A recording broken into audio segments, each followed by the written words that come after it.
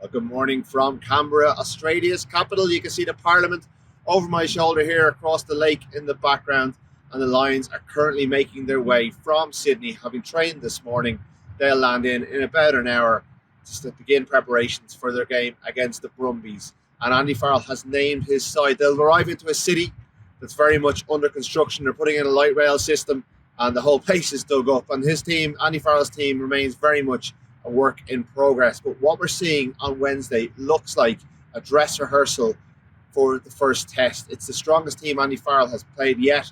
I'm not saying it's definitely going to be the 15, but I'd say 12, 13 of the players who play, if they go well, if they get through unscathed, are likely to be back out against Australia in Brisbane on Saturday week. What does it look like? Well, Blair Kinghorn is a fullback, having played 80 minutes, mostly on the wing, but a bit of fullback on Saturday in that narrow win over the Waratahs. Tommy Freeman on the right, an all-Irish centre pairing of Bundy Aki and Gary Ringrose. Halfbacks, well, it's very much the test halfback pairing as we see it right now. Gibson Park and Finn Russell. Up front, Ellis Genge joins Dan Sheehan and Tyke Furlong. Joe McCartney partners the captain, Maro Itoje. And in the back row, Ollie Chessum lines out at 6. That line out forward that we reckon Andy Farrell is going to go for when it comes to the test series. He's in a bit of a battle with Tyke Byrne for that role. Tom Curry, his fellow English back row, gets the nod at open side flanker. And at number 8 is Ireland's Jack Conan.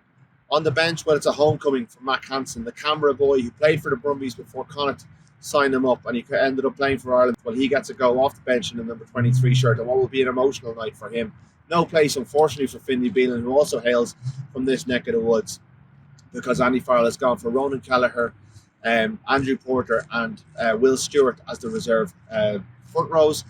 He's gone for 2 back rows, which is interesting. Henry Pollock and Josh van der Peer, who had a busy night in Sydney on Saturday, and then it's Alex Mitchell and Marcus Smith who make up the rest of the bench. So a very interesting team selection. It's kind of been flagged from a way out that this is the way he's going to go. There is one more tour game before the first test. It's on Saturday, so there's enough time to recover and players can play their way in. It's against an Australian-New Zealand selection, and the squad's actually been named for that team or for that game during today, and it's pretty strong. It includes All Blacks like Ngani Lamapi, who played against the Lions in 2017, Shannon Frizzell, who played for the All Blacks in the World Cup final. There's 8 All Blacks in total, 10 Wallabies, including Marika Koroibete, who's a brilliant player. And it's going to be probably, arguably on paper, the strongest test that the Lions face, although they don't have any cohesion. They'll have a week's training together.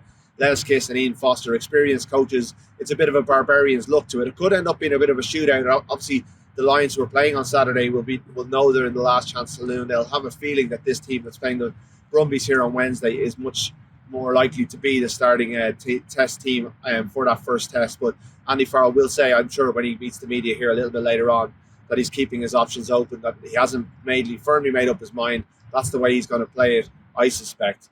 The Brumbies, well, they're coached by Stephen Larkham, a familiar figure for Munster fans from his 3 years in Ireland, a familiar figure to everyone, really. He started at 10 against the Lions in 2001, a World Cup winner, one of the great out-halves, and he's in charge of this Brumbies side. He returned home a couple of years ago after that stint in Munster, and he's put together a very competitive side, albeit they're missing 8 Wallabies. Tom Hooper has been released by Joe Schmidt, having come off the bench in that narrow win over Fiji on Sunday. He lines out alongside his brother, but otherwise it's very much a kind of they're down their star players, but they do have a lot of cohesion after a season where they were the top Australian side in Super Rugby, and they have a pretty strong heritage of making life difficult for the Lions. They'll be inspired by the way that Waratahs took the game to the Lions on Saturday. They beat the Lions 2013 when Jake White was in charge. That was in the middle of the test series, so the Lions had very much a midweek look to that side. 12 years before that, the Lions needed a late Matt Dawson kick to win a game against a really strong Brumbies side. Even though that was quite close to the test, the Brumbies were such a strong side under Eddie Jones that time. And this will be probably a different proposition, albeit they've got a strong line, a strong maul. They're a well-organised team, but they're down a lot of their tight 5 forwards in particular. So I'm not sure what sort of a test the Lions are going to get at the Geo Stadium in a couple of days' time.